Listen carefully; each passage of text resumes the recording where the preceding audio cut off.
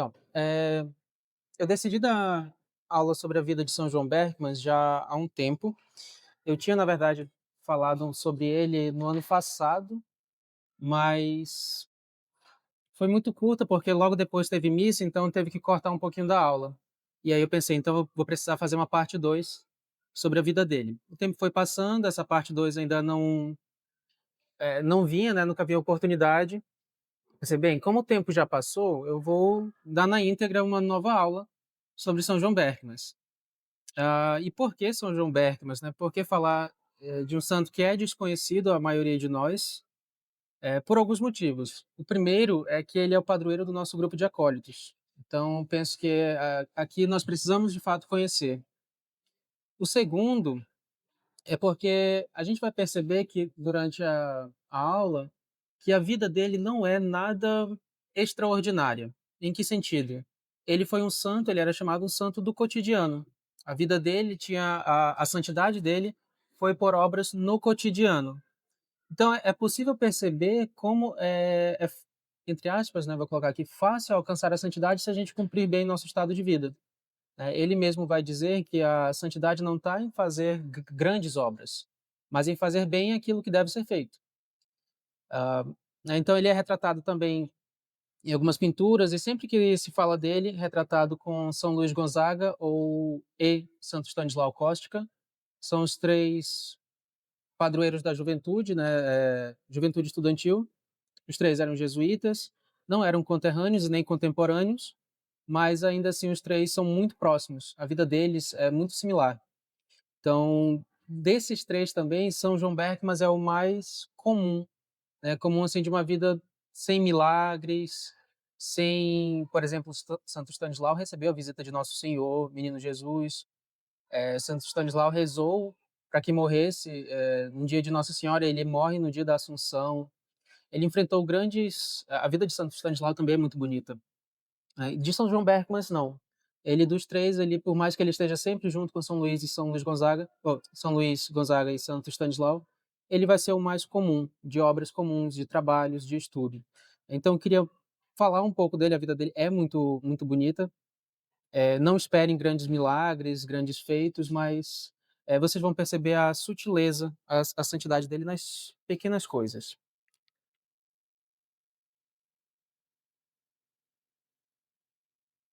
Como referência para a aula, eu utilizei esses dois livros de dois padres jesuítas.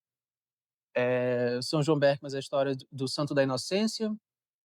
Na verdade, esse primeiro eu não sei se ele é padre, não encontrei nada dizendo se era padre ou não.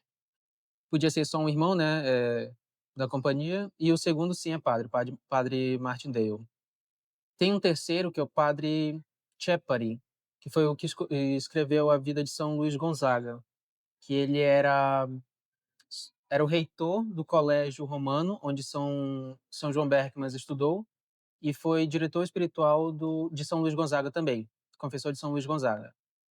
Mas eu não utilizei o livro do Padre Chepari, só coloquei ali algumas. A gente vai fazer alguma menção a ele ali também, tá? Mas essas foram as referências maiores. Vi alguns outros textos e tudo mais, mas são referências maiores esses dois.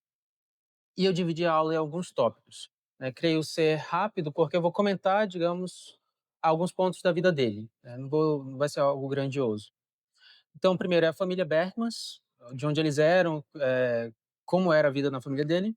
O começo dos estudos com os jesuítas, ainda no colégio. Depois, a vida de oração dele. A entrada na Companhia de Jesus. Os votos na Companhia. E aí sim a morte dele. Então, São João Berckmann nasce em 1599. Ele tem pais católicos. O pai dele, depois que a mãe dele morre, o pai dele vai se tornar sacerdote. Muito graças a São João Berckmann também, vai ter uma conversa de São João Berckmann com o pai dele. São João Berckmann escrevia muito. Se vocês virem a biografia, alguns padres vão falar que a gente sabe sobre São João Berckmann porque ele tinha um caderninho espiritual. Então, muito do que ele fazia estava escrito, assim, vários cadernos. E alguns cadernos estão na Biblioteca Nacional se não me engano, de Diest, que é a cidade na Bélgica onde ele nasceu. E assim a gente consegue ficar conhecendo, ficar sabendo sobre ele, porque é muito difícil encontrar algo sobre São João Berckmann. é direto na fonte mesmo, seus cadernos. A mãe dele vai ter um papel importante aqui, porque ela a gente não sabe muito bem, não é contado nas bibliografias, mas o que ela tinha. Mas ela tinha uma doença que tornava praticamente inválida, era muito difícil a mãe dele ter um papel ativo, né, na vida dele. Ela estava sempre acamada, quando conta, ela estava sempre acamada, sempre em uma situação muito delicada. E São João Berckmann é o mais velho de 5 irmãos. Desses 5 irmãos, o segundo, se tornou agostiniano, mas ele morre em uma missão, ele contrai alguma peste, alguma uma missão se não me engano, na China, não, nas Filipinas. A sua irmã, ela se casa com um rapaz, mas depois cai na pobreza. O outro irmão se torna jesuíta também, e o último, o mais novo, se torna soldado. Então, assim, eles tiveram destinos parecidos, né? Digamos, de 5 irmãos, 3 são religiosos, 2 jesuítas e um agostiniano. Uma irmã viveu a pobreza, não por um voto, mas porque acabou ficando pobre, né? Falência. E um terceiro se tornou soldado, um pouquinho diferente dos demais, que era o mais novo. Muito bem. Quanto à infância de São João Berckmann, aqui tem um ponto interessante. Como eu disse, ele era de uma família católica. Então ele tinha uma boa formação. Os seus pais eram eh, retos. Na vocação de São João Berckmann, o pai dele e alguns familiares vão ter uma inclinação a uma resistência, né, à sua vocação. E só que ainda assim eles eram de fato católicos. A resistência vai ser pela situação da mãe e outros familiares que vão pensar muito em dinheiro também. Mas enfim, né, esse núcleo familiar, pai, mãe e irmãos, eram católicos. São João Berckmann, então, ele é mandado a estudar com o padre Emmerich, para também, como é que eu posso dizer, aliviar um pouco os custos da família. Ele vai estudar com esse padre Emmerich, que vai ter um papel muito importante, porque ele era um padre premostratense e que reunia ali alguns garotos para que tinham alguma vocação, alguma inclinação a isso, ou o padre Emmerich via, né, alguma coisa neles e reunia-os para ensinar. Desses rapazes, então, ele esperava que alguns se tornassem sacerdote, não necessariamente premonstratense, não para a ordem dele, mas que tivesse ali surgisse, né, frutificasse ali alguma vocação. São João Berckmann era um desses rapazes, e ele vai aprender muito com o padre Emmerich. O padre Emmerich vai ter um papel crucial na vida de São João Berckmann, porque é a partir daqui que frutificou ainda mais a vida recolhida de São João Berckmann. Depois a gente vai ver um pouco quando ele entra na Companhia de Jesus, que essa vida recolhida, muito voltada para um retiro, para uma solidão, eh, vai ser não uma resistência, não um entrave, mas vai chocar um pouquinho, porque a companhia é totalmente contrário de tudo isso. Não tem recolhimento, como, é claro, um premonstratense teria, né, não tem aquela vida, é uma vida ativa, né, não uma vida contemplativa. Então ele vai estranhar um pouquinho isso, justamente por causa da sua formação com o padre Emmerich.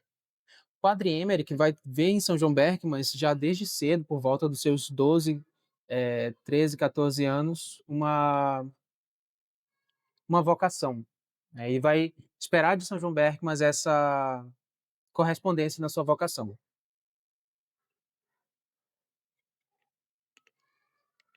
Aqui o Padre Emerick fala: João era sempre tão simples e inocente que nem ele sabia pelo nome os vícios aos quais a infância tem muitas vezes uma inclinação. E foi por isso que ele se afastou de seus companheiros. Padre Emerick via, né, em algumas situações que São João Berckmann ficava muito afastado dos demais. Não brincava com os colegas, não conversava com os colegas, era sempre mais recolhido. Isso ainda com 12, entre 12 e 14 anos, foi o tempo que ele ficou com o padre. Esse Padre Emerick foi o padre que fez também a primeira comunhão de São João Berckmann, mas ele vai ter algumas falas bem interessantes quanto a isso. Muito bem, se por volta dos 12 anos ele vai então estudar com o padre Emerick, com 14 anos ele vai ter que voltar para casa, porque a mãe dele estava piorando a doença da mãe dele. E aí então, ele vai, é claro, resistir a tudo isso, ele não vai querer voltar, O seu pai diz então que era preciso que ele voltasse, que tivesse um emprego, porque estava difícil. As despesas eram muito grandes, e ele era o mais velho, então precisava trabalhar. São João Berckmans vai fazer um certo acordo com o pai dele: "Olha, tudo bem, mas se eu conseguir um emprego aqui, eu não preciso voltar, não é? Se a questão é financeira, né, já que a mamãe está causando muitos gastos, como ele pensava, se eu conseguir um emprego, eu consigo mandar aqui o dinheiro, não preciso voltar, eu fico aqui estudando com o padre Emerick ainda". O pai dele vai concordar até então, vai achar que dos males seria o menor, já que pelo menos ele conseguiria resolver aquela situação. O pai dele não era interesseiro nem nada do tipo, mas é porque a situação da mãe era muito difícil para eles. E os demais familiares não eram tão próximos assim. Como São João Berckmans era o mais velho e era o mais responsável dos filhos, então era preciso que, de fato, tivesse ali alguma participação nesse cuidado com a mãe, já que o pai precisava trabalhar, e trabalhava normalmente fora. A gente vai depois voltar para essa situação com a mãe, né, contando mais um pouco da sua infância. O padre Emerick então vai relatar alguns pontos, né, da vida dele. É ele que vai dizer, por exemplo, quanto à confissão geral de São João Berckmans para a primeira comunhão, ele diz: "Eu chorei mais de uma vez diante do anjo que estava aos meus pés. Ele mesmo banhou-se em lágrimas, acusando-se das mais leves faltas, com a mais viva contrição". Ou seja, aqui a gente percebe a inocência de São João Berckmans de confessar, situações, imperfeições. Ele vai dizer que nem mesmo cometeu pecados veniais, e o próprio padre Emerick, né, que era confessor dele, foi confessor durante esse tempo, vai dizer que São João Berckmans cometia faltas leves, que nem essas faltas leves aqui pode ser uma questão de tradução, mas, porque alguns vão dizer que ele não cometeu nem pecados veniais, né, não teve ali um pecado deliberado. Então essas faltas leves talvez sejam interpretadas como uma imperfeição, né, que não seriam necessariamente pecados. Mas de qualquer forma, o pecado mortal, seja pecado venial ou imperfeição, pecado mortal ele nunca cometeu. Isso era o que os padres falavam, os padres que o atendiam. Então aqui a gente percebe mais uma vez, primeiro, a similaridade com São Luís Gonzaga, né, a gente consegue, pelo menos nessa primeira parte, fazer uma comparação muito próxima a São Luís Gonzaga. Se retirava para rezar, não ficava muito com os colegas, era sempre mais recolhido, né, não cometia pecados graves, nenhuma falta deliberada. Então, ele faz a primeira comunhão, e o padre Emerick depois vai se afastar um pouquinho. Se afastar porque, na verdade, São João Berckmans vai mudar, ele vai voltar depois, vai mudar de colégio, e o padre Emerick vai ter um papel crucial, assim, primeiro na formação, né, na vida recolhida de São João Berckmans, quem vai ser a pessoa mais importante vai ser o padre Emerick. Depois ele vai mudar com outros padres, ele vai morar com outros, e outros vão ter papéis importantes em outras fases da vida dele. Muito bem, depois disso ele vai voltar para casa, ele, enfim, volta para casa. Só que ele vai cuidar não, ele vai conhecer um outro padre, que também era um padre premonstratense, e que ficou cuidando de São João Berckmans por um tempo. Ele procurou esse padre porque ele pensou: "Já que eu preciso trabalhar, eu vou trabalhar para um padre". Assim ele conseguia unir o útil ao agradável. Então ele trabalhou para esse padre, ele fazia todos os trabalhos da casa dos padres, né, no mosteiro. Ele não estava em um período de experiência, ele não estava como é que eu posso dizer? Pensando na vocação ainda. Ele estava pensando que ele queria estudar como padre e que precisava, porque o pai dele pediu, precisava trabalhar, né, então ele foi trabalhar com esse padre. Creio que a pronúncia do padre seja Foirmont, né, se for francês. É belga, né, mas aqui ele falava em francês. Esse padre vai ver isso em São João Berck, mas vai pensar: "Já que ele quer isso, eu não vou dar vários trabalhos a ele. Essas múltiplas tarefas eu vou deixar com outros irmãos e outras pessoas. Para São João Berckmans, eu vou dar um trabalho simples, nem tão simples assim, né, o cuidado com as crianças. Então, assim, no colégio, São João Berckmans cuidava das outras crianças, as crianças mais novas. E era assim, cuidar mesmo, acordar as crianças, vestir as crianças. Logo de manhã ele rezava com as crianças, as orações que tinham aprendido na noite anterior, levava as crianças à missa, terminava a missa, ia caminhar com as crianças, passeava, conversava com as crianças, e depois, né, de muito cansaço, eles dormiam, depois das orações noturnas também. Então aqui, o trabalho de São João Berckmans com o padre Foimont vai ser um trabalho de professor. ele vai ser um professor para essas crianças. Então, assim, era muito isso aqui ele tinha por volta dos 14, 15 anos. Os padres tinham algumas outras ocupações, né, então tinha algumas tarefas que infelizmente não dava para ficar conciliando com outros cuidados, principalmente o cuidado com as crianças. Então, para São João Bergmas foi muito bom, porque ele conseguia, mais uma vez, agradar o pai dele, trabalhando, agradar, o padre, né, cumprindo o que o padre tinha pedido, e também agradar a Deus fazendo aquilo que devia ser feito, né, e a gente pode dizer agradando a si mesmo, porque ali era onde ele queria estar. Ele recebia ainda a formação religiosa que ele queria. Muito bem, as crianças viam São João Bergmas como um pai, de fato um pai, porque ele tinha um espírito de liderança muito grande. E depois, esse cuidado que ele tinha com as crianças, ele vai levar quando ele vai entrar na companhia de Jesus.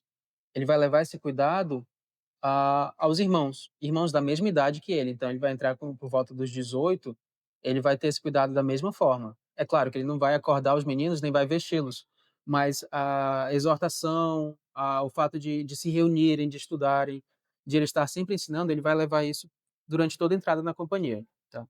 Por enquanto, ele não tinha entrado na companhia de Jesus. A companhia, na verdade, nem tinha ainda aberto uma casa na Bélgica. Eles ainda não estavam lá. Já se ouvia falar nos padres jesuítas, porque eles já eram bem famosos aqui, né, principalmente os mártires, mas por enquanto ele aspirava ainda a uma vocação, pensava um pouco nisso, mais pelo recolhimento, porque ele tinha essa inclinação à vida recolhida, né, então era mais ou menos por isso. Nesse período, a região que ele estava, ela já estava dominada por protestante? Como é que é por aí? Mm-mm. Ainda não. Era uma cidade bem pequena, então não tinha chegado ali os protestantes.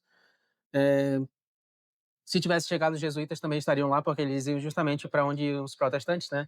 Nesse caso aqui a região era bem vai se tornar depois calvinista, foi nessa parte da Europa, Holanda, Bélgica, França, o calvinismo foi bem mais forte, Suíça também, mas por enquanto não. Era uma região católica e até então ele tinha uma formação também católica. Por enquanto não tinha o contexto calvinista ou das demais dominações protestantes. Muito bem, mas já se ouvia falar um pouquinho, pelo menos, nos jesuítas, né. E aí, então, ele decide não, fica sabendo que daqui a um tempo vai abrir um colégio jesuíta lá na região. Não era na mesma cidade, mas na região próxima. E é claro, os jesuítas já tinham, como eu disse, eles não estavam lá, não tinha uma casa lá, ainda não tinha um colégio, mas já tinha uma fama. Então, quando ele fica sabendo disso, ele pensa: "Não, aqui eu quero tentar um colégio, não ficar estudando com padre, ser pupilo de um padre, né, mas eu quero estudar em um colégio, e esse colégio tem que ser o colégio jesuíta, né, pela educação que os jesuítas tinham na época".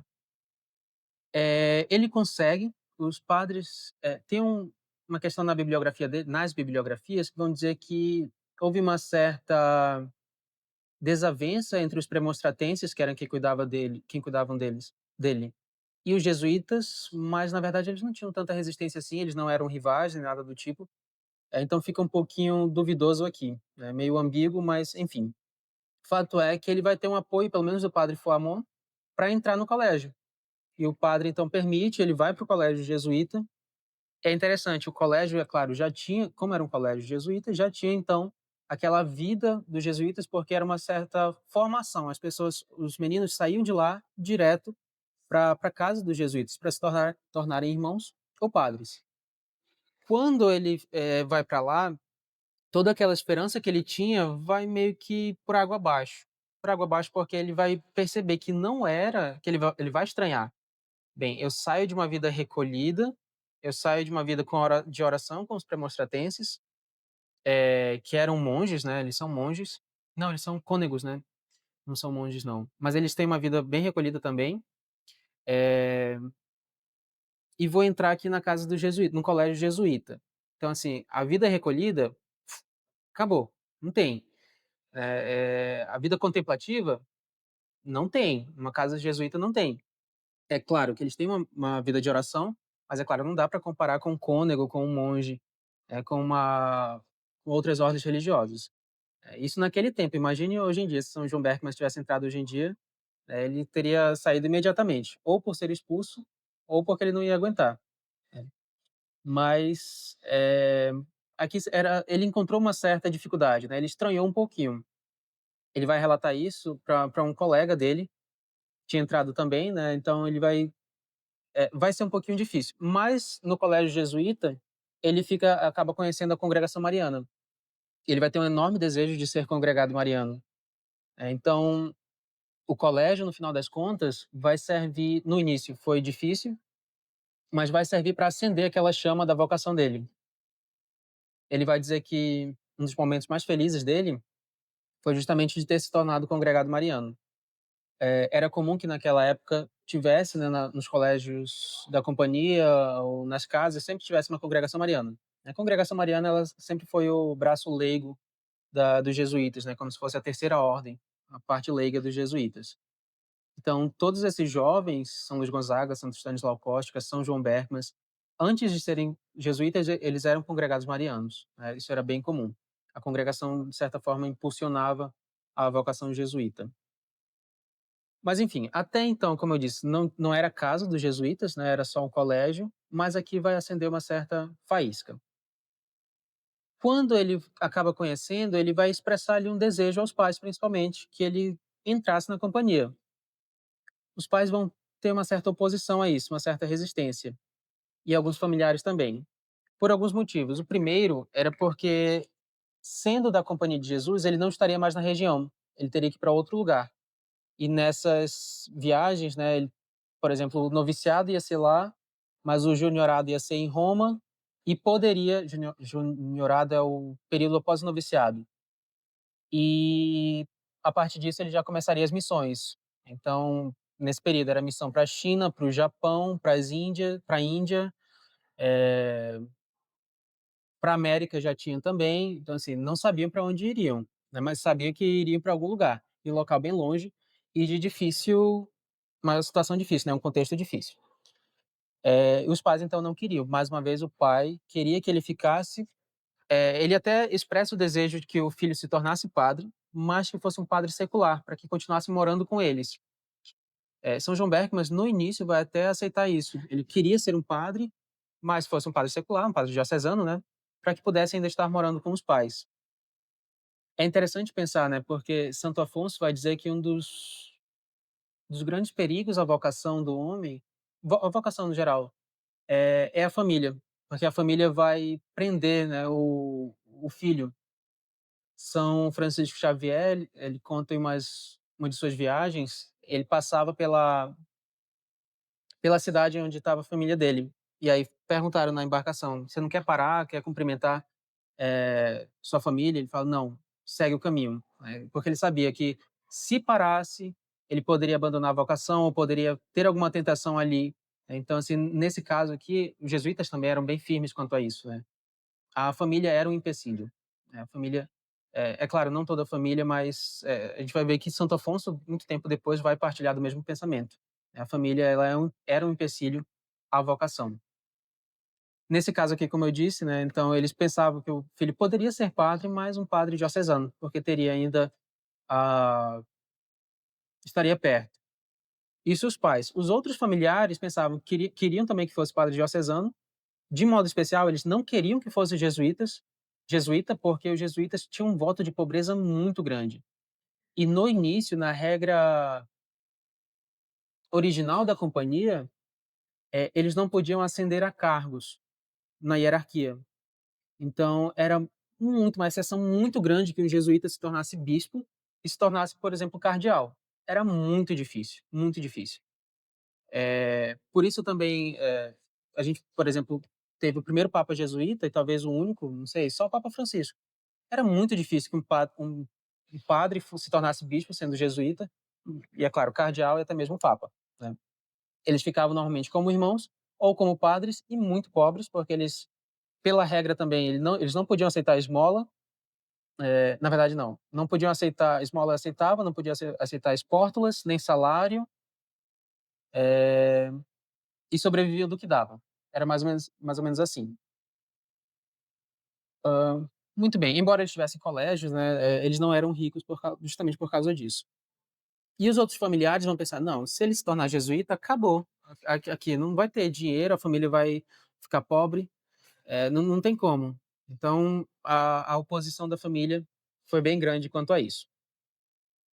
Ele estava decidido nessa época que ele já queria se tornar sacerdote e já queria se tornar sacerdote da companhia.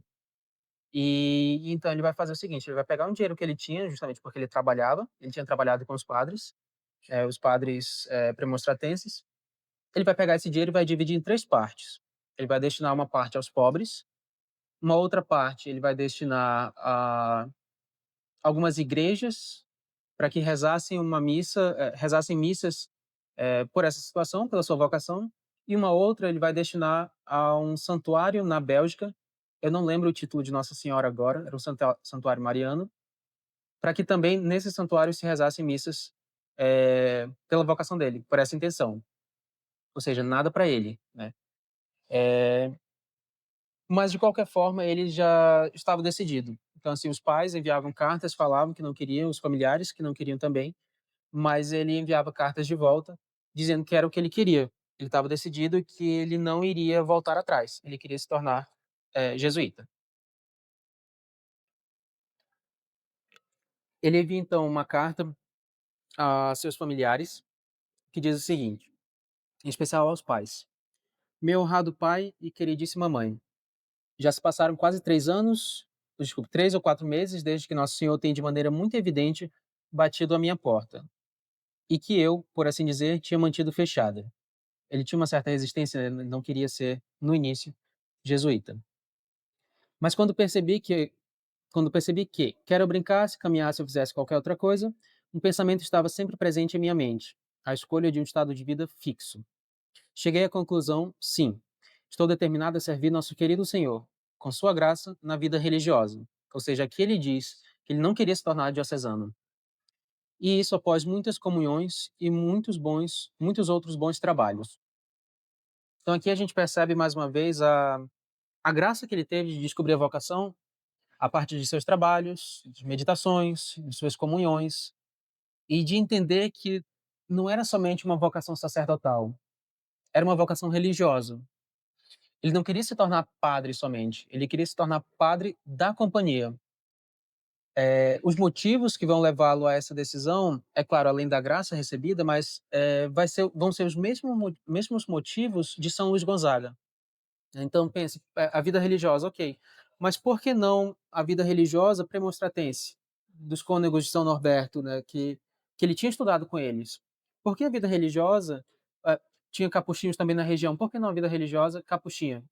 Por que escolher a vida religiosa jesuíta, né? Então, aqui tem um ponto, era o mesmo motivo de São Luís Gonzaga, porque os jesuítas ainda tinham nesse tempo a regra original. São Luís Gonzaga e São João Berckmann queriam uma ordem que tivesse ainda a regra de Santo Inácio, que não tivesse sido alterada até então. E que justamente por isso ela ia se manter pura. Eles não queriam entrar numa ordem já reformada, uma ordem já com a sua terceira ou quarta constituição, mas ainda na primeira. Então aqui é um motivo bem interessante, né, pensar a pureza da ordem na sua regra original. Alguns outros motivos também ele vai expressar. É engraçado, tanto São Luís Gonzaga quanto São João Berckmann queriam ser mártires. Então, assim, entrar na companhia era como eu sei que em algum momento vou ser mandado para alguma missão longe, como eu disse, China, Índia, Japão, Inglaterra, não era tão longe assim, mas era muito perigosa, ou para as Américas. E em algum lugar desses eu vou morrer, ou pelos selvagens, como na América, ou pelos protestantes, como na Inglaterra, ou pelos pagãos no Japão, mas em algum lugar eu vou morrer. E o que eu quero é morrer na companhia. Era o que eles pensavam, né. São Luís Santo Estanislao, se eu não me engano, eu acho que ele não vai ter o desejo de ser mártir, mas São João Berckmann vai ter. Então, assim, é grandioso, né, eu vou entrar na companhia, porque eu quero morrer na companhia.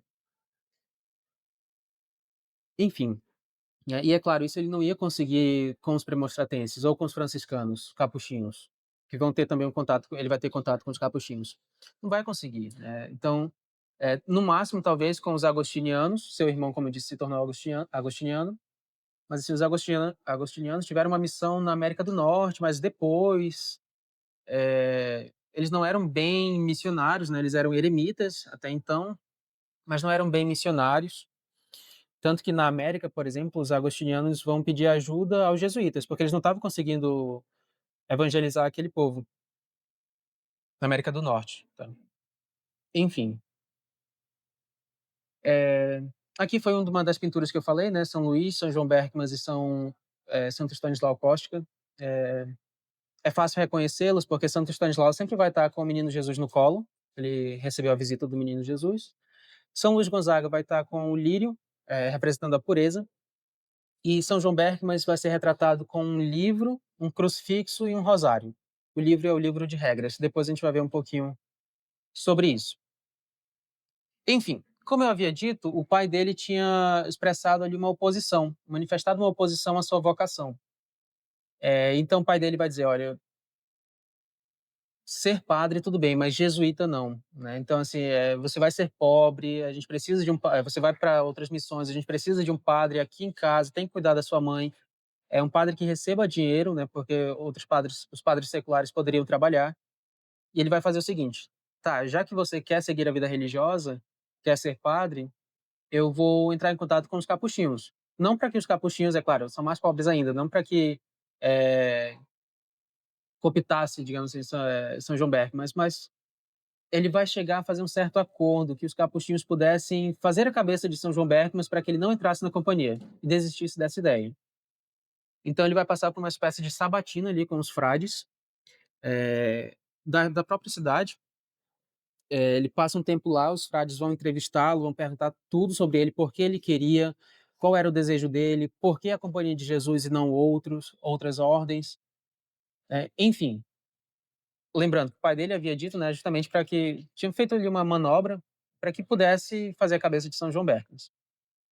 Quando termina a sabatina, os frades falam para o pai: "Ele tem vocação, não tem como". Eles viram que São João Berkmas estava determinado, e que tinha que ser a Companhia de Jesus, não tinha como ser outra.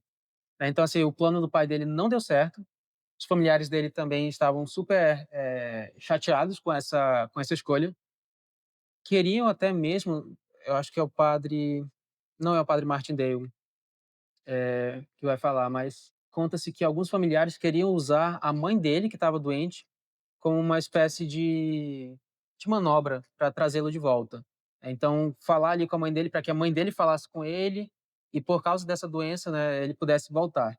A mãe dele não vai fazer isso, eles não conseguem, mas, São João Berckmann estava meio que a par de tudo isso. Ele sabia que mesmo que a mãe dele falasse, mesmo a mãe dele estando doente e doente inválida, e necessitando de cuidado, e estava muito pesado ao pai dele, não, é minha vocação, eu não posso voltar se é uma questão de vocação, né, tem que obedecer a Nosso Senhor. Nessa época, como eu disse, ele já estava muito decidido. Ele já tinha enviado a carta dizendo que ele queria, seguir a vida religiosa. Então os frades capuchinhos, aquilo que o pai dele vai querer, né, de que os capuchinhos fizessem a cabeça de São João Berckmann, vai sair pela culatra. Na verdade, São João Berckmann, aquela situação, impulsionou ainda mais a vocação de São João Berckmann, porque ele recebia agora a confirmação, dos premonstratenses, no colégio dos jesuítas e do próprio padre capuchinho que o acompanhou nessa sabatina. Então tinham 3 ordens, digamos assim, que confirmavam a vocação dele, além dele mesmo. Enfim, nessa época então o pai dele já estava bem desesperançoso com isso, com uma possível mudança de opinião, e ele enfim, tem esse desejo mais, firme, né, já sem esperança, sem chance de mudança. Isso aqui é também uma carta que ele envia ao pai dele. "Você sabe, pai, Deus me chama para a igreja", ele vai contando o porquê de ter escolhido de novo a companhia. "Um pouco mais e serei capaz de seguir esse chamado sagrado. Em nome do céu, não impeça a minha felicidade", mais uma vez quanto à vocação dele. "Quanto às despesas, você não terá motivos para se alarmar com isso. Eu estarei contente com tão pouco que você não sofrerá. Eu posso viver de pão e água. Mas orai, não me negueis permissão para continuar meus estudos". Ou seja, os estudos aqui que ele está falando é no colégio dos jesuítas, porque de lá, né, ele iria para a casa dos jesuítas, seguir a vocação. Eh, aqui ele tinha aqui a gente consegue perceber, né, a determinação de São João Berckmas. Na primeira, que ele teve dificuldade com os padres premonstratenses e por isso ele foi trabalhar com outro padre só para não sair do cuidado do padre, né, sendo pupilo do padre Emmerich. Nesse momento, ele tem a mesma dificuldade dos pais querendo, principalmente o pai, querendo São João Berckmas de volta. E ele fala: já que é por, mais uma vez, por questões financeiras, não tem problema, não preciso me sustentar. Eu faço jejum, eu vivo de pão e água. A Companhia de Jesus à época era pobre, né? Não precisa então se preocupar com isso. Se é esse o argumento, não precisa se preocupar com isso. Então, aqui mais uma vez ele quebrava, né? Jogava por terra ali todo o argumento da família dele. Tinha algumas tias que vão oferecer ajuda, ajuda financeira. Elas não eram necessariamente religiosas ou queriam que São João Berckmas de fato seguisse a vocação, né? A família dele era um pouquinho afastada de tudo isso, os parentes dele, mas ele vai ter ajuda da família, dessas tias. Então elas vão pagar o estudo dele, os estudos na Companhia de Jesus, no Colégio dos Jesuítas. E enfim, até então, né, ele entra no colégio, já tinha aquela, como é que eu posso dizer? Aquele estranhamento que ele teve no início com os jesuítas vai desaparecer. Ele já estava familiarizado com as regras, já estava familiarizado com o estilo de vida, sabia que agora não era mais uma vida contemplativa, como era com os premonstratenses, mas era uma vida ativa, que ele precisava trabalhar e trabalhar muito. Então, de certa forma, até mesmo a vida com os trabalhos com o padre Famon vão permitir que ele se adaptasse a isso. Já que na companhia eu tenho que trabalhar, já estava trabalhando antes, então para mim não tem problema. Já que na companhia eu tenho como missão, muito provavelmente, ser professor em algum colégio, né? Se eu não partir em missão, vou ser professor. Era praticamente as duas opções que um jesuíta tinha, ou ele partia em missão, ou ele era professor. Eu já cuidei de crianças, então para mim tá tranquilo também. Se for professor, se for escolhido para ser professor, tá ótimo. Então ele entra na companhia, ele entra no noviciado. O noviciado na Companhia de Jesus, pelo menos à época, era da seguinte forma: era trabalho o dia todo. Era praticamente trabalho e de noite você tinha ali algum momento de estudo da vida de Santo Inácio, das regras e pronto. Tá? É claro, com um momento de oração, né? Tinha alguns períodos que eles rezavam. Era difícil que os jesuítas rezassem em conjunto. Santo Inácio, se não me engano, havia dispensado os jesuítas de rezarem em coro. Tinha até comentado uma vez, né, com alguns professores sobre isso. Justamente porque eles consideravam que esse momento, né, o ofício, por exemplo, rezado em coro, atrapalharia, vou colocar aqui entre aspas, né, impediria os trabalhos. Então, eles tinham mais orações individuais do que coletivas, justamente porque estavam sempre trabalhando. Né. Então, era bem o contrário do que ele tinha no período que ele ficou com o padre Emmerich e com o padre Foamon, que eram premonstratenses. Então, assim, era oração em conjunto o tempo todo, na casa dos cônegos. Mas, enfim, lá ele vai, então, procurar os trabalhos mais baixos no noviciado. É interessante, quando ele entra no noviciado, ele entra na casa dos jesuítas, ele faz logo amizade com um rapazinho lá que tinha entrado também, se não me engano é o irmão Teodoro, eu acho que era esse o nome. E a primeira coisa que ele vê é um irmão no jardim. E ele fala: lá, é lá para onde a gente vai, para o jardim. A gente vai começar o noviciado trabalhando. Então a primeira coisa que ele fez, cumprimentou o irmão, pegou ali as ferramentas e foi ajudar o irmão no jardim, né, cuidando do jardim. Ele já tinha noção, o trabalho com os jesuítas vai ser penoso. O noviciado, assim, era muito penoso. Se eu não me engano, é o beato Antônio Baldinucci, que ele vai morrer de cansaço. Então, assim, alguns padres morriam, alguns irmãos morriam de cansaço. Trabalhavam o tempo todo. O noviciado era justamente esse período de provação dos jesuítas, para ver se realmente tem a vocação jesuíta, né? Então era muito difícil, né? Então os jesuítas levavam por volta de 14 a 17 anos até os votos perpétuos. Então, assim, as ordens até os votos perpétuos são o quê? 10, 12, mais ou menos, acho que no máximo. Dos jesuítas eram 17 anos, no máximo. Assim, era bem difícil. Aí você se tornava padre e ainda não tinha os votos perpétuos. Passava um tempão até conseguir. Morria sem conseguir os votos perpétuos. Então era bem difícil mesmo. E era o que ele queria, né. Então ele já começa os trabalhos, eh, ele vai começar a fazer uma lista de defeitos sobre si mesmo. Por quê? Porque cada noviço tinha eles tinham o mestre dos noviços, né, que era quem cuidava do noviciado, mas cada noviço tinha um outro noviço que cuidava dele. Como assim? Então era como se São João Berckmann entrou no noviciado, um noviço mais velho era responsável por, anotar os defeitos de São João Berckmann. São João Berckmann, como noviço, era responsável por anotar os defeitos de outro noviço, e por aí vai. Justamente para que depois eles conversassem sobre isso, e levassem ao mestre dos noviços, para que pudessem, é claro, se emendar. Não era para acusar, mas era para que houvesse ali uma emenda. São João Berckmann vai fazer sobre si mesmo. Ele vai ter uma lista de defeitos sobre si mesmo. E a pessoa que estava responsável por ele não encontrou nenhum defeito. Ele não tinha nada o que anotar. Quando vai entregar ao mestre dos noviços, entrega um caderno em branco. Então é interessante aqui, porque a pessoa responsável não tinha o que falar de São João Berckmann, mas São João Berckmann tinha muito o que falar de si. Ele anotava os próprios defeitos. Tinha muita coisa. Aqui a gente percebe mais uma vez a humildade, né, de São João Berckmann. Era como se, olha, o noviço que está encarregado de cuidar dos meus defeitos, não achou, mas está aqui, ó, eu tenho aqui os meus defeitos, podem dar uma olhada. Era mais ou menos isso que acontecia. E aí, nesse cuidado, como eu disse, ele tinha um cuidado também com os outros noviços, né, com os outros irmãos. Hum. Tinha um irmão, o padre, um dos padres que era, talvez o padre Chepari, não lembro agora. Um dos biógrafos dele vai dizer que São João Berckmann exortava muito os seus irmãos na companhia, e tinha um irmão que eles se reuniam, né, para conversar, e um irmão começava a falar, assim, abertamente sobre sua vida privada. E ele vai contar em algum momento o porquê ele acabou o noivado e entrou na companhia.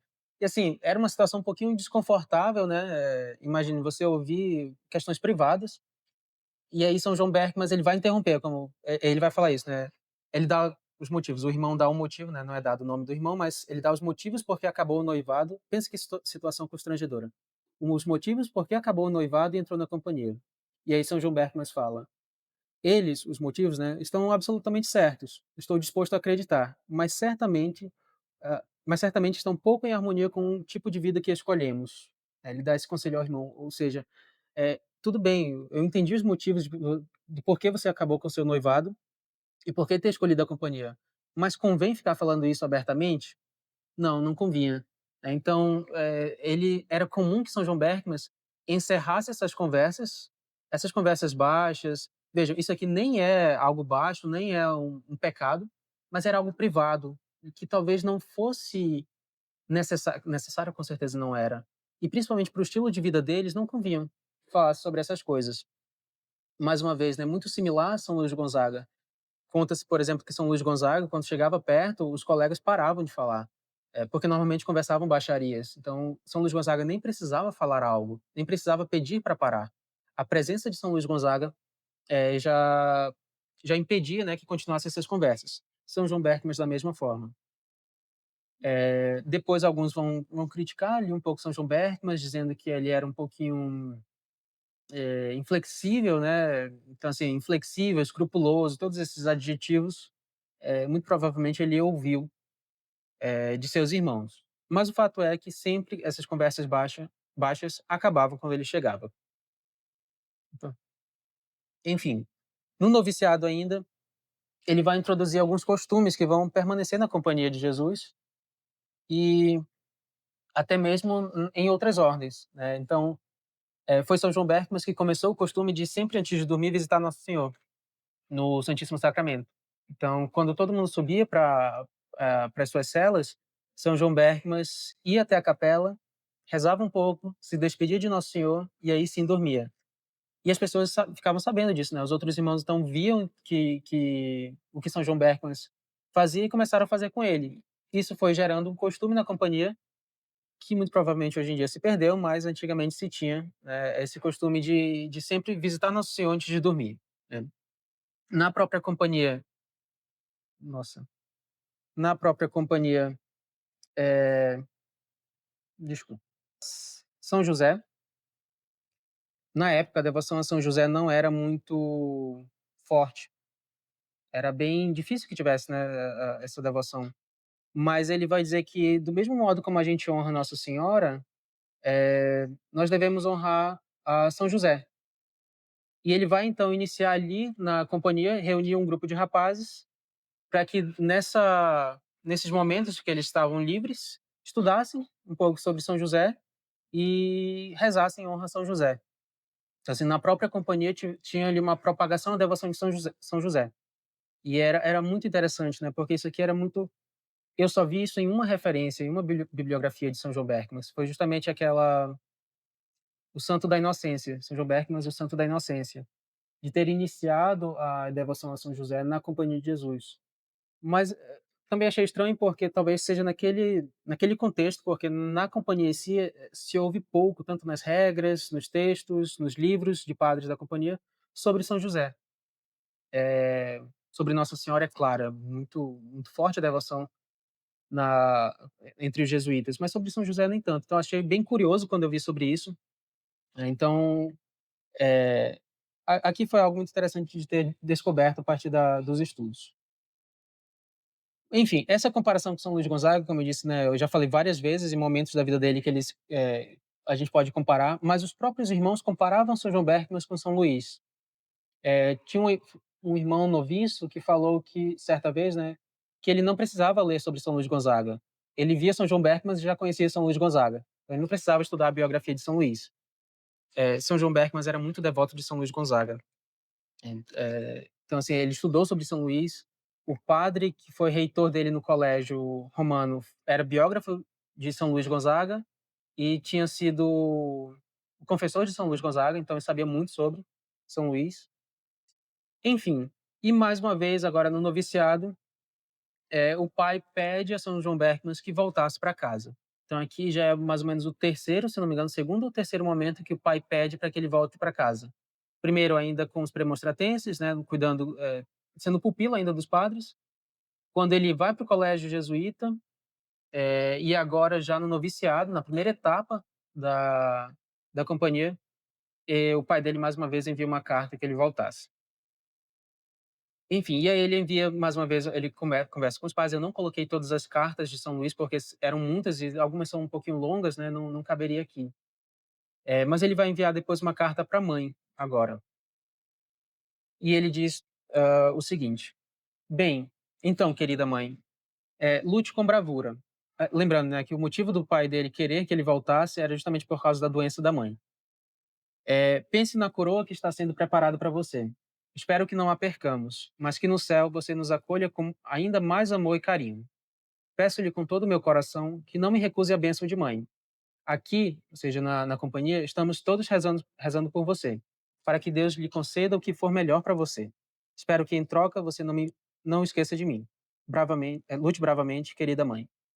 Então, novamente, as cartas de São João Berckmann são muito bonitas e, novamente, ele recusa o pedido do pai, né, como isso é a terceira recusa, de voltar para casa, e, novamente, sabendo que, mesmo na situação da mãe, a mãe inválida, acamada, era a vocação que estava em jogo. Ele não poderia perder a vocação. Aí, mais uma vez, retoma aquilo que Santo Afonso vai dizer no seu livro A Vocação Religiosa, né? A família vai ser um grande impedimento para a vocação. Né? E como, em outras palavras, como disse um padre conhecido, né, a família amolece o coração do cabra. Então, assim, no final das contas, ele sabia. Se ele voltasse para casa, mesmo que os pais dissessem, não, você pode voltar para casa, pode ser padre, mas seja um padre secular, que era o que queriam. Ele sabia, já era. Se eu me tornar padre secular, a minha vocação acaba. Ele queria a vocação religiosa e a vocação religiosa na companhia de Jesus. Enfim, na companhia, então, ele começou a ter uma certa insatisfação, vou colocar até entre aspas essa insatisfação, com as poucas regras da companhia.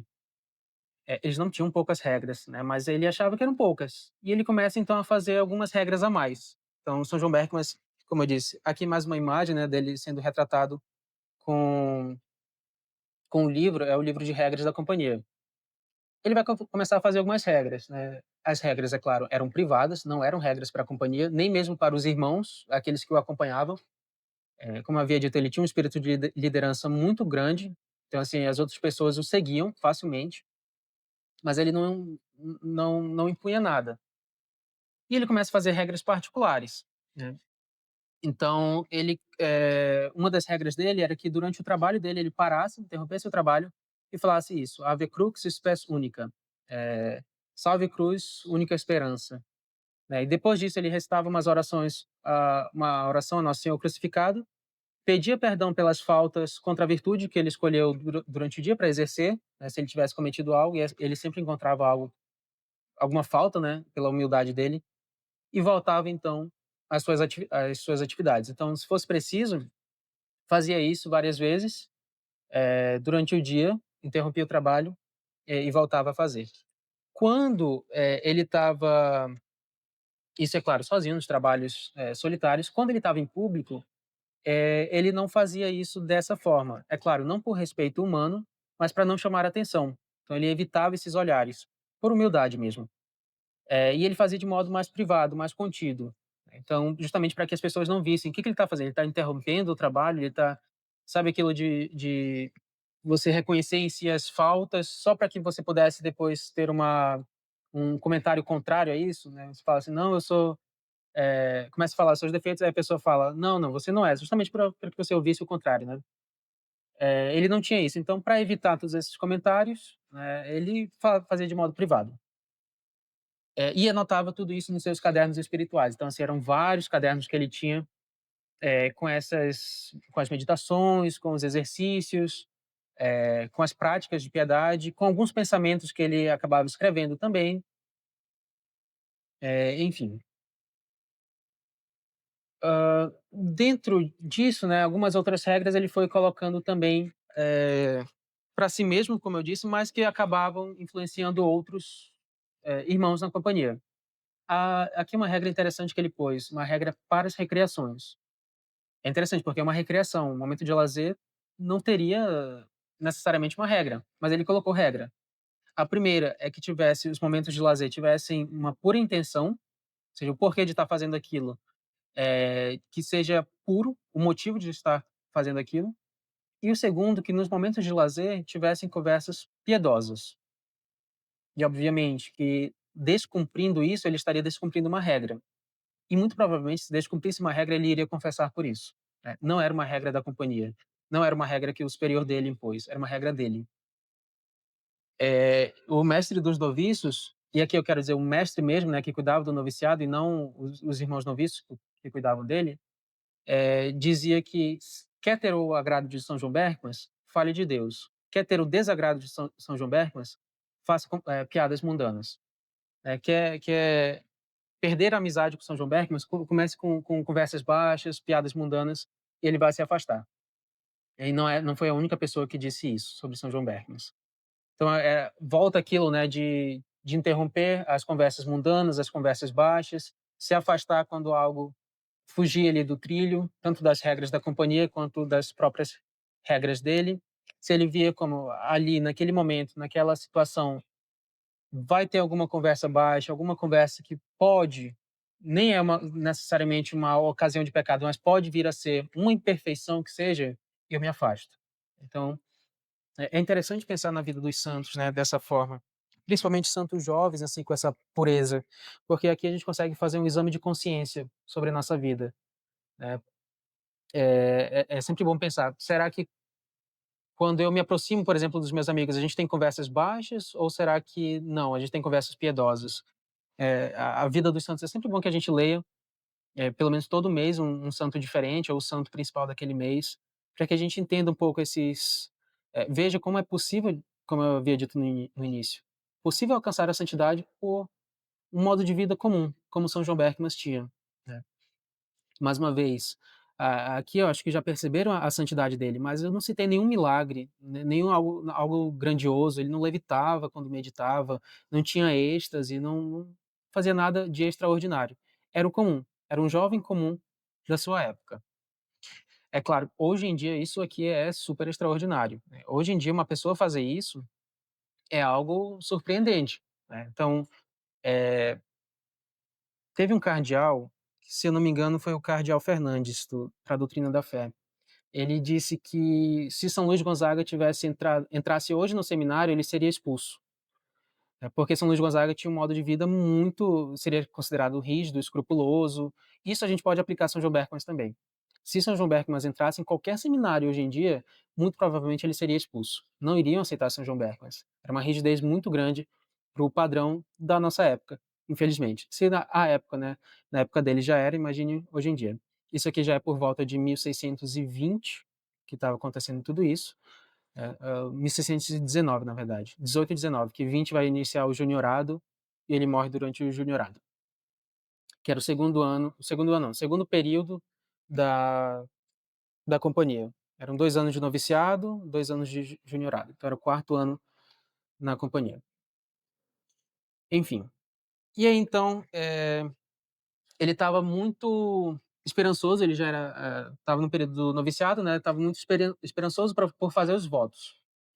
Mas justamente por essa esperança, os padres da época viram, os superiores dele viram que era uma ansiedade muito grande. Então pensaram o seguinte: "Não, a gente vai refrear um pouquinho isso aqui, porque já está além da conta". E ele percebeu justamente isso, porque no momento que era para fazer o retiro inaciano, ele não fez. E o retiro inaciano era justamente para aqueles que iriam fazer os votos. Como ele não foi chamado, ele percebeu que: "Puxa vida, eu estava esperando que fosse nesse momento, que eu fizesse os votos, e vão me deixar para depois".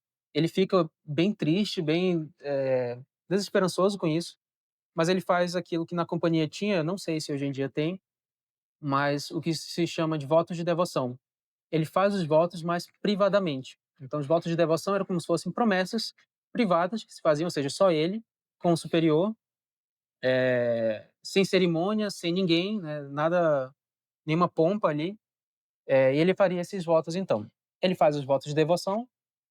Esses votos de devoção acabam sendo uma esperança de que talvez um dia ele fizesse os votos, solenes, né, mas no momento foi adiado. Ele vai depois, receber então esses votos, na verdade, é claro, não foi suspenso, não pensaram que São João Berckmans era inadequado, por exemplo, né, não era o momento propício, só imaginaram que como ele estava muito ansioso por isso, desejaram adiar um pouquinho. E aí então depois dos votos ele vai entrar no juniorado. Se o noviciado era o período de trabalho, o juniorado era o período de estudos da companhia.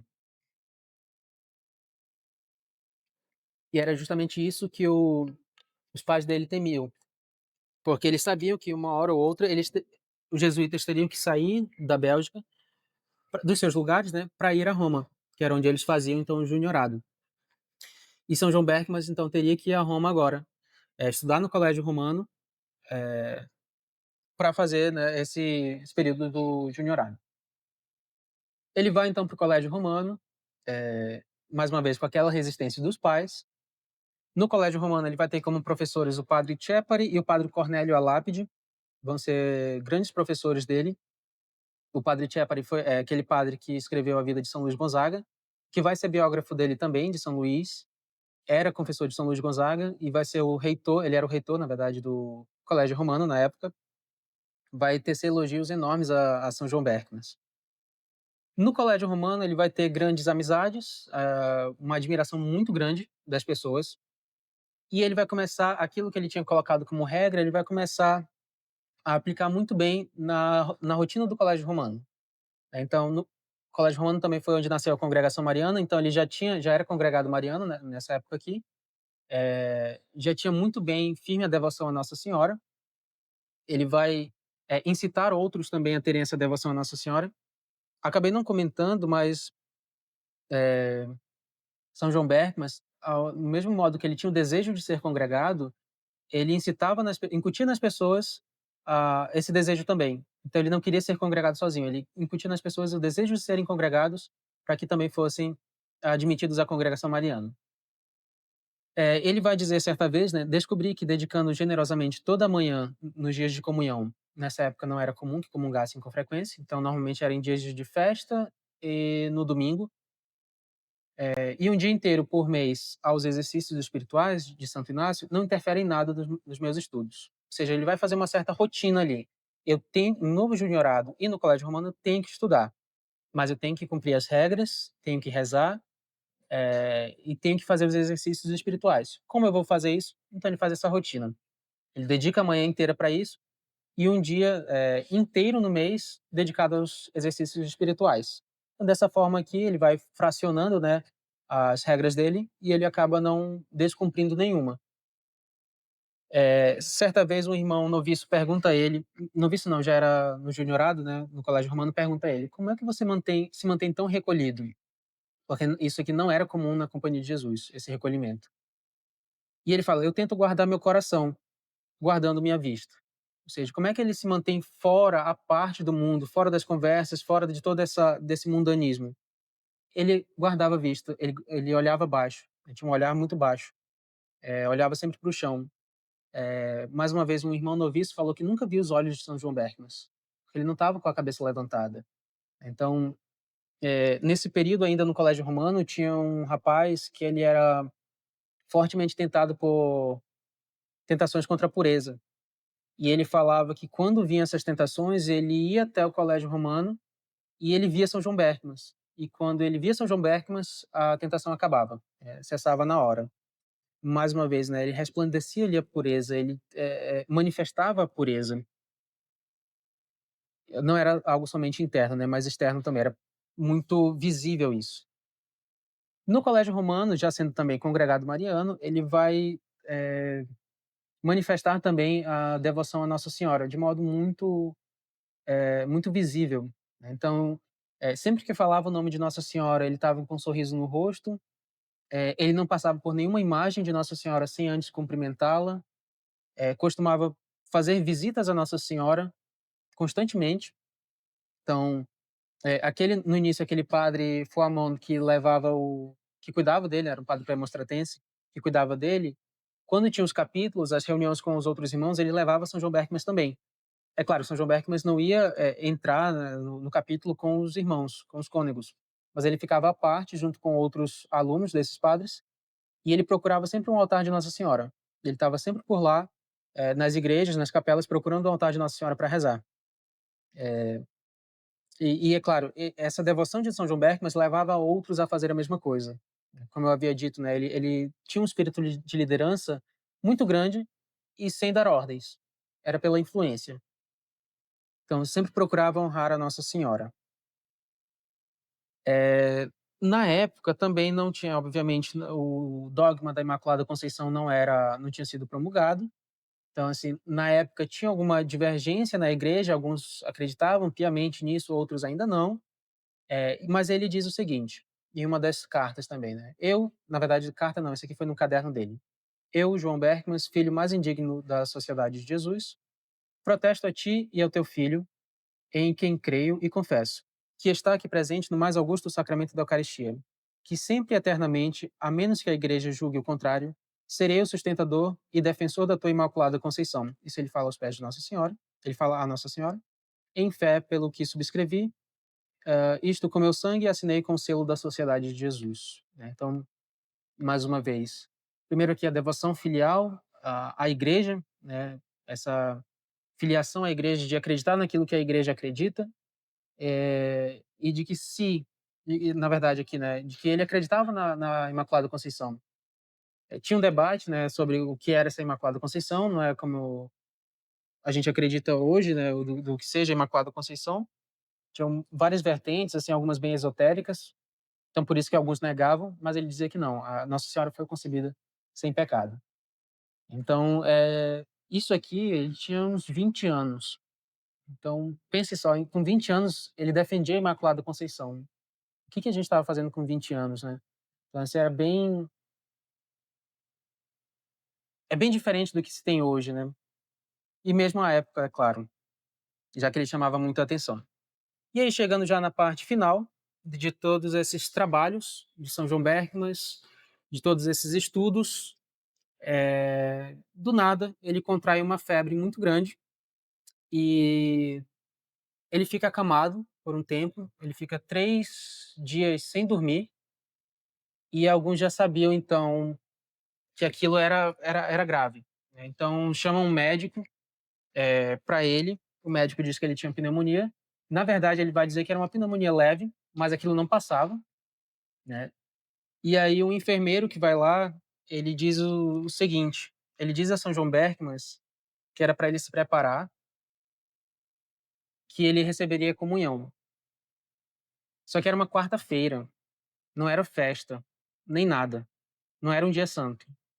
São João Berckmans então fala: "Você quer dizer o viático, ou seja, a comunhão para um doente que está prestes a morrer". Ele fala: "Você quer dizer o viático?". E aí o irmão dele, o irmão não, o enfermeiro, que era um irmão da companhia, fala: "Sim", e começa a chorar.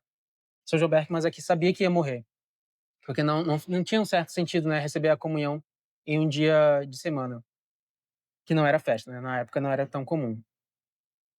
E nisso então ele fala que para que o irmão não chorasse, porque ele tinha cumprido muito bem tudo aquilo que ele tinha recebido, e que era para ficar feliz diante daquela situação. E nesse momento então, Satanás vai ter uma última investida aqui, com tentações, com desespero, e São João Berckmans vai dizer que se afastasse, porque ele não tinha medo. E ele fala: "Aqui estão minhas armas". Aqui não dá de ver muito bem no caixão, mas as armas que ele apresenta são o rosário, o livro de regras e o crucifixo. Como eu disse, os 3 itens, né, que ele está sempre, que estão sempre presentes com ele. E ele apresenta isso como as armas. O livro de regras, porque ele cumpriu muito bem todas as regras que foram impostas a ele. O rosário, porque ele nutria a devoção a Nossa Senhora. E o crucifixo pela devoção à paixão de Nosso Senhor. E pelos trabalhos que ele tinha também, que sempre oferecia a Nosso Senhor. Só que antes de morrer, ele diz ao padre, é bem interessante porque alguns vão dizer que quem leva o viático a ele é o padre Tchepari, que era o reitor do colégio, que tinha sido confessor dele.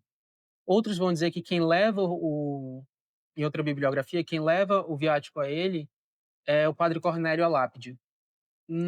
Aqui eu não sei muito bem qual dos dois, mas de qualquer forma, um dos dois levou o santo viático a São João Berckmans. Mas, seja um ou outro, eles estavam lá, estavam assistindo isso. E é interessante porque muitas pessoas queriam visitá-lo nesse momento. E os padres tinham que impedir, porque não dá, ele está prestes a morrer, precisa de um repouso, né, de um recolhimento aqui. E as pessoas queriam visitá-lo. Isso, quando eu digo pessoas, leigos, tá? Não eram nem os irmãos da companhia, eram leigos querendo entrar na casa para vê-lo. Ele diz antes de morrer: "Se Vossa Reverendíssima, o padre, achar apropriado, pode dizer aos meus pais e irmãos que a maior consolação que sinto é que desde que entrei na sociedade, na companhia de Jesus, não me lembro de ter cometido nenhum pecado venial deliberado, nem estou ciente de ter quebrado voluntariamente uma única de nossas regras, ou desobedecido a qualquer regulamento dos meus superiores, mas deixo tudo a seu julgamento". Então aqui mais uma vez, a gente percebe o amor que São João Berckmans tinha às regras, as suas regras, as regras da companhia, e que ele estava, não por orgulho, né, mas ele sabia que ele não tinha desobedecido nenhuma das regras, das mais leves até as mais graves, né, as mais importantes. E enfim, e aqui no dia 13 de agosto, então, ele morre. O padre Tchepari vai ser um dos padres que vai fazer a sua biografia.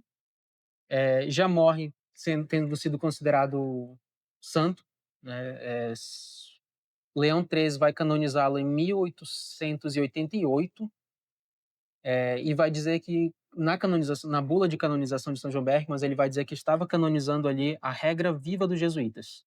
Ele, ao canonizar São João Berckmans, ele canonizava a regra dos jesuítas. É algo grandioso, porque ali era a manifestação perfeita da observância das regras. E ele deixa, né, nos seus cadernos alguns propósitos, que depois vão ser compartilhados, esses propósitos, e divulgados pelos seus biógrafos. Primeiro, eu separei alguns aqui: suportar com paciência os defeitos dos irmãos, não julgar ninguém nem me intrometer nos assuntos dos outros, pensar que todos são bons, alegrar-me e felicitar os outros quando algo lhes corre bem, ser educado e amável e fazer o bem a todos, sempre desculpar os meus colegas, dizer palavras agradáveis, tem mais alguns, prestar muita atenção no que tenho que fazer e nos meus defeitos, isso porque também era uma regra da companhia, né? E não no que os outros fazem de errado, ceder o melhor aos outros, aqui o espírito do Magis, da companhia, de sempre dar o melhor, sempre fazer o melhor, esquecer o mal que te fizeram e prestar atenção no que gostas nos outros, e prestas atenção no que gostas nos outros e imita isso. O que te desagrada nos outros nunca faças, contradizer com frequência, rir demais, ser exigente, ou seja, nunca fazer isso, né? Nunca ser desse tipo. Claro, se alguém cumprir tudo isso que foi dito acima, torna-se santo, né? O que ele tinha no caderno dele. E algumas outras coisas vão ser divulgadas depois. Ele tinha, eu acabei não colocando, mas ele tinha nos cadernos é, o que ele o que ele gostava nas outras pessoas e o que ele detestava. Mas ele não escrevia muito bem o nome. Então, por exemplo, ele dizia: "Do padre fulano de tal, eu admiro por causa de sua sinceridade. Do padre fulano de tal, eu admiro por causa de sua honestidade, do seu trabalho". E ele, alguns não colocavam o nome, e dizia: "Não gosto de tal coisa em tal pessoa". Claro, não divulgava, né. "De tal pessoa, não gosto disso, isso, isso, isso". Ou seja, aquilo que desagradava São João Berckmans. Que então é bem interessante esses cadernos, como eu disse, eles estão na biblioteca na Bélgica, né, seria até interessante garimpar um pouquinho para procurar isso, ver se tem, eh, alguma divulgação sobre isso, mas a gente tem retalhos, né, nessas biografias. Mas enfim, aqui é um pouco do que eu quis mostrar sobre a vida de São João Berckmans. Espero que tenha que nutra em vocês alguma devoção a ele, ou pelo menos alguma admiração. Voltar?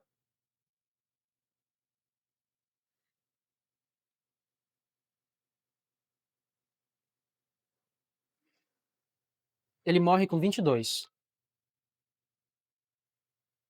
1621.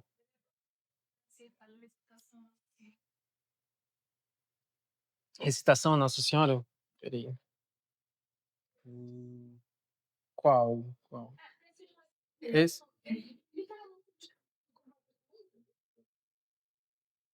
Não sei dizer. Pelo menos nenhum biógrafo diz, foi com o próprio sangue. Mas ele tinha umas práticas de penitência bem pesadas. Um dos seus biógrafos vai dizer que ele morre por causa das penitências que ele fazia, que eram muito pesadas. E assim, o corpo dele já estava bem fraco. Mas não é unânime, alguns outros vão negar. Porque ele não tinha uma saúde debilitada.